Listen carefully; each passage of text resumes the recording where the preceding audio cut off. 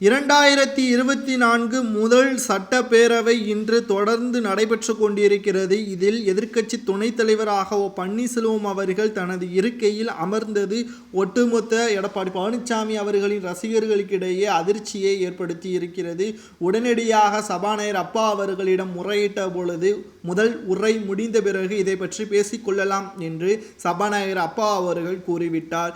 இன்று தமிழக பட்ஜெட் தாக்கல் தொடர்ச்சியாக நடைபெறும் என்று சபாநாயகர் அப்பா அவர்கள் கூறியுள்ள நிலையில் எதிர்க்கட்சி தரப்பினர்கள் முதல் கட்டமாக மக்களின் கோரிக்கைகளை முன்வைக்காமல் எதிர்க்கட்சி துணைத் தலைவர் இருக்கையை பற்றி பேசுவது நியாயமா என்ற கேள்வியையும் சபாநாயகர் அப்பா அவர்கள் கூறியுள்ளார்.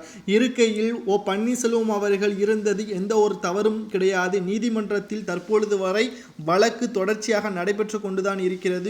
பன்னீர்செல்வம் அவர்கள் கட்சியிலிருந்து முழுமையாக நீக்கப்பட்டால் மட்டும்தான் இடம் மாற்றப்படும் என்று உறுதியாக இறுதி முடிவாக சபாநாயகர் அப்பா அவர்கள் கூறியுள்ளார். இதனால் பன்னீர்செல்வம் அவர்கள் இருக்கையில் கெத்தாக அமர்ந்தது பன்னீர்செல்வம் அவர்களுக்கு கிடைத்த மிகப்பெரிய வெற்றி என்றும் தற்பொழுது பன்னீர்செல்வத்தின் ஆதரவாளராக இருக்கக்கூடிய வைத்திலிங்கம் அவர்கள் கூறியுள்ளார்.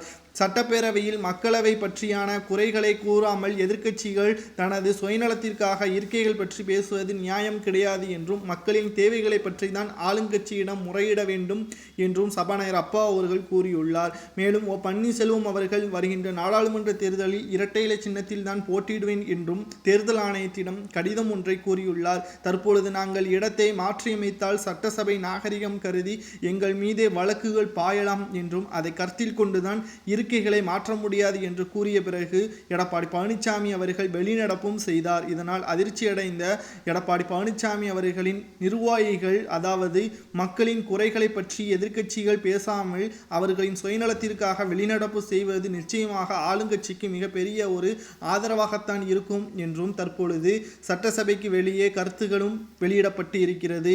இது தொடர்ச்சியாக நடைபெற்றால் எடப்பாடி பழனிசாமி தோல்வி உறுதிதான் என்றும் கூறப்படும்.